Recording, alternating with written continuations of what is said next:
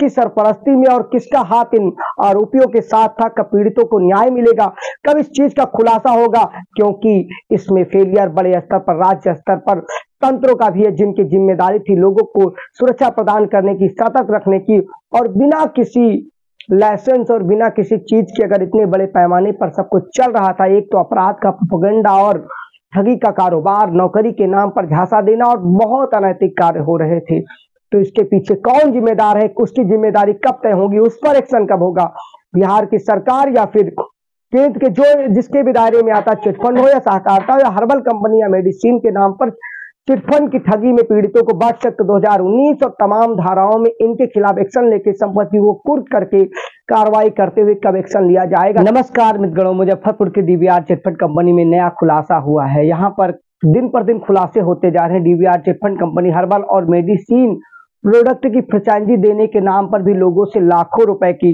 ठगी कर रही थी। डीवीआर चिटफंड कंपनी का विवाद थमने का नाम नहीं ले रहा है। थमे भी क्यों ना, यहाँ एक से कांड हो रहे, इसमें सिर्फ लड़कियों की यौन शोषण ही नहीं, यहाँ पर चिटफंड के नाम पर लोगों से ठगी, मल्टीनेशनल कंपनी के नाम पर कईयों से मेडिसिन और हर्बल प्रोडक्ट की फ्रेंचाइजी देने का झांसा देकर लाखों रुपए की ठगी की गई है। कंपनी में नौकरी देने और फ्रेंचाइजी देने के झांसे में ठगी के शिकार बने कई लड़के, लड़की और लड़कियों ने भी पुलिस से संपर्क साधा है। बताया जा रहा है आने वाले दिन इसके लिए अच्छे नहीं है। इनमें से कईयों ने पुलिस को अपनी आप बीती बताई तो बड़े खुलासे हुए हैं।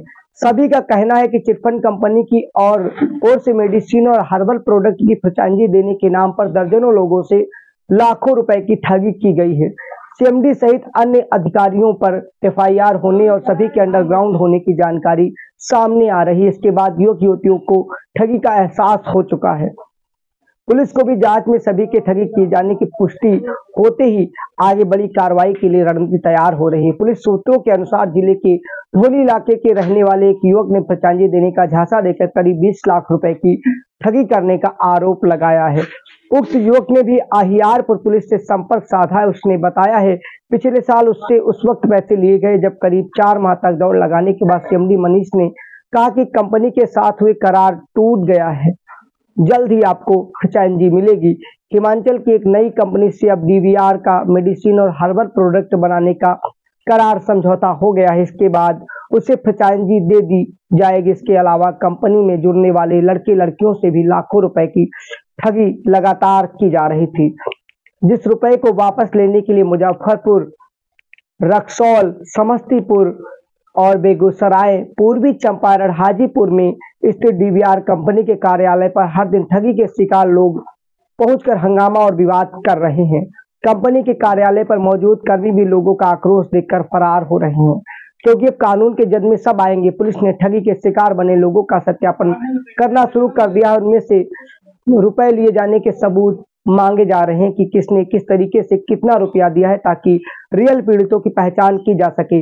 आने वाले दिन में तिलक सिंह हो या डीवीआर कंपनी के बड़े प्रोपेगेंडा के साथ साथ इनकी काले चिट्ठी का भी खुलासा होगा और निकल कर आएगा बिहार में बहुत बड़ा कांड।